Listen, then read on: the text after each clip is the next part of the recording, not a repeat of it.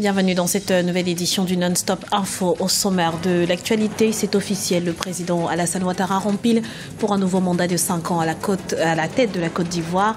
Le Conseil constitutionnel a validé ce lundi les chiffres annoncés par la CENI. Démission du vice-président de la Commission électorale nationale indépendante en République démocratique du Congo. Quel impact sur le processus électoral? Élément de réponse dans ce journal. Et puis zoom sur le plan d'électrification du continent africain. Il est actuellement défendu à l'Assemblée nationale française par le président du Parlement panafricain. Ce n'était plus qu'une formalité. Le Conseil constitutionnel a proclamé ce lundi les résultats définitifs de la présidentielle ivoirienne du 25 octobre 2015. Ils viennent confirmer ceux annoncés par la commission électorale indépendante qui donne le président Alassane Ouattara vainqueur avec 83,66% des suffrages. Lise Elsie Akizimana. Le président Alassane Ouattara remporte officiellement l'élection présidentielle du 25 octobre 2015. Le Conseil constitutionnel a confirmé sa réélection ce lundi 2 novembre 2015. Il valide ainsi les résultats de l'élection présidentielle qui avait été proclamée par la commission électorale indépendante. Il convient de le proclamer élu dès le premier tour président de la République de la Côte d'Ivoire au terme du scrutin du 25 octobre. Le président Alassane Ouattara est donc vainqueur de la présidentielle de 2015 avec un score de 83,66%. Il a recueilli 2 618 229 voix, réalisant un résultat supérieur à la majorité absolue, fixée à 1 564 872 voix au premier tour. Une victoire qui n'a pas été contestée par le Front populaire ivoirien qui a reconnu la défaite de son candidat Pascal Affi-N'Guessan, arrivé second. Le président du parti, le candidat Pascal Affi-N'Guessan, a déjà donné notre position. Nous avons dit que les élections se sont déroulées de façon générale sans grand incident. Il n'y a pas d'incident majeur, ce que nous saluons de la part de nos compatriotes. Et que nous saluons la victoire de M. Ouattara et que nous souhaitons bonne chance et que qu'il pense qu'il tire les leçons de cette élection, parce qu'il y a eu un taux de participation qui n'est pas important, qui n'est pas un bon taux de participation. Ça prouve que la Côte d'Ivoire est encore sous l'effet de ce qui s'est passé en 2010 et que le président de la République il doit s'atteler à la réconciliation des Ivoiriens. Donc pour nous, sa réélection, nous le saluons, même s'il y a eu beaucoup d'irrégularités que nous allons bientôt porter à la connaissance des Ivoiriens. Mais cela ne nous autorise pas du tout à remettre en cause l'élection de M. Ouattara. Élu pour la première fois en 2010, le président Alassane Ouattara entame son deuxième mandat. Âgé de 73 ans, il est donc appelé à assurer la continuité de la réalisation de ses projets socio-économiques et politiques pour une période de 5 ans. Son cheval de bataille, réconcilier les Ivoiriens. Et sachez que la cérémonie de prestation de serment du président Alassane Ouattara est prévue pour ce mardi. En République démocratique du Congo, rien ne va plus au sein de la Commission électorale nationale indépendante. Après la démission de l'abbé Apollinaire Malou, c'est son second, André Pongwe-Songo, qui vient à son tour de quitter la barque officiellement pour des raisons personnelles. Les détails avec Lise Elsie Akizimana. Le vice-président de la Commission électorale nationale indépendante de la République démocratique du Congo présente sa démission. C'est officiel, André Pongwe-Songo n'occupe plus cette fonction pour, selon lui, convenance personnelle. J'ai lu la lettre de démission du vice-président de la CENI. C'est écrit pour des raisons de convenance personnelle. Je ne sais pas pourquoi ça devient une affaire d'État. Nous avons des raisons tout à fait objective qui pousse le vice-président de la Commission électorale nationale indépendante à quitter la commission. Il a parlé des raisons de convenance personnelle. Et il serait indécent de notre part de trop élaborer là-dessus. Parce qu'il a le droit de décider que pour des raisons de convenance personnelle, il n'a plus envie de siéger à la Commission électorale nationale indépendante. Maintenant, qu'il y ait des commentaires, oui, on l'a poussé, nous n'avons rien à reprocher à ce monsieur. Il ne fait même pas partie du groupe de G7. Mais il peut avoir de bonnes raisons.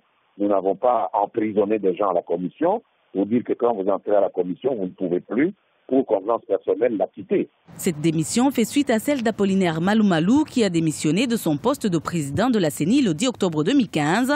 La commission se retrouve ainsi sans président ni vice-président, une situation qui préoccupe l'opposition qui craint un blocage au niveau du processus électoral. Le processus électoral est bloqué par la volonté personnelle de M. Kabila. La CENI ne travaille plus normalement parce qu'il n'y a plus de président ou de vice-président. Tout est bloqué. La République démocratique du Congo reste sans calendrier électoral alors que 9 scrutins devaient être organisés entre 2015 et 2016. La CENI a déjà supprimé les élections locales et municipales qui devaient se tenir le 25 octobre. La démission des 2 responsables de la CENI vient donc renforcer l'inquiétude de l'opposition par rapport au glissement du calendrier électoral qui permettrait au chef de l'État de prolonger son mandat au-delà des limites constitutionnelles de 2016. Le président du Parlement panafricain présente ce mardi 3 novembre 2015 le projet sur l'énergie pour tous en Afrique, un projet unanimement approuvé par des États africains et qui s'invitera à la COP21 du 30 novembre au 11 décembre 2015 à Paris. Liselsi Akizimana. Électrification de toute l'Afrique, un projet ambitieux pour le Parlement panafricain. Ce lundi 3 novembre, Roger Nkodo-Dang, le président du Parlement panafricain, défend le plan de l'électrification du continent devant les députés français. Ce projet qui a été soumis par l'ancien ministre français Jean-Louis Borloo est soutenu par l'organe législatif de l'Union africaine. Les 54 chefs d'État et de gouvernement ont en effet accepté à l'unanimité le 15 juin 2015 de créer un instrument dédié au financement de projets d'électrification en Afrique. L'Afrique a des problèmes d'électrification. Je ne dis pas qu'il manque des projets sectoriels. Les projets sectoriels existent, mais les fonds de contrepartie pour garantir ces projets, c'est ça qui pose problème. Or, nous disons que pour tout ce que l'Afrique fait pour l'humanité, pour garantir les dérèglements climatiques, il faut au moins qu'il y ait une reconnaissance. Le Parlement panafricain souhaite ainsi faire une levée de fonds pour ce projet ambitieux pour le continent africain. L'Afrique entend s'imposer surtout que la COP21, la conférence sur les changements climatiques, approche et se tiendra du 30 novembre au 11 décembre 2015 à Paris, en France. Cette COP21 nous donne l'opportunité, ici en France, de par la géographie entre la France et l'Afrique, pour que nous puissions nous en tirer avec quelque chose. Et nous demandons que le projet Énergie pour tous en Afrique puisse se mettre en place et que dès janvier 2016, que ce projet soit installé en Afrique. Le Parlement panafricain est composé de 270 députés venus des 54 États et gouvernements de l'Union africaine. Grâce à ces rencontres en France, il espère voir la concrétisation des engagements des pays développés sur le climat. L'Afrique a en effet chiffré ses besoins immédiats de lutte contre les changements climatiques à 5 milliards de dollars par an. La menace terroriste perdure sur le continent. La Somalie et le Tchad ont été respectivement frappés par des attentats ce week-end. Preuve que les mouvements islamistes sont encore loin d'être vaincus. Alioune Guindo. Jusqu'à quand l'Afrique fera-t-elle face aux attaques terroristes? En Somalie, 12 personnes ont été victimes d'un attentat suicide perpétré le 31 octobre 2015 contre un grand hôtel à Mogadiscio, la capitale. Même mode opératoire pour Boko Haram, qui a fait 11 victimes civiles dans la région du lac Tchad le lendemain. Ces attaques sont récurrentes malgré les ripostes des forces gouvernementales africaines. Toutes ces attaques posent problème au niveau de l'économie des pays africains, bien entendu.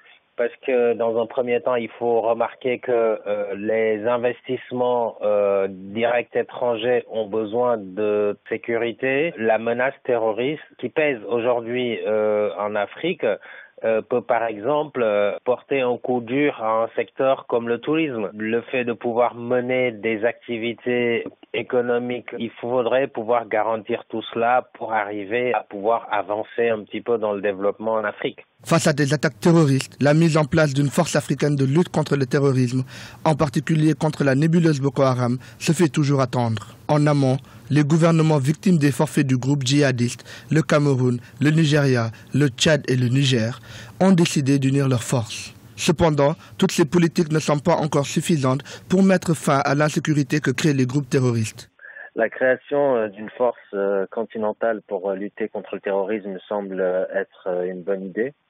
Premièrement, cela permettra de mutualiser les moyens militaires, car la lutte contre le terrorisme implique un effort financier important. D'autre part, le terrorisme étant un phénomène transnational et donc qui par sa définition dépasse les frontières politiques, il est donc urgent de poser les bases d'une coopération durable entre les États africains pour contrer ce phénomène. Rappelons que le Tchad a déjà subi, le 10 octobre 2015, une attaque subie par le groupe Boko Haram. La mise en place d'une politique continentale de lutte contre le terrorisme devra prévoir le renouvellement fréquent de ces actions en vue de résister à la pression imposée par les groupes islamistes. C'était le journal de la rédaction. Merci pour votre fidélité. Retrouvez dans un instant une nouvelle édition de l'information sur Africa 24.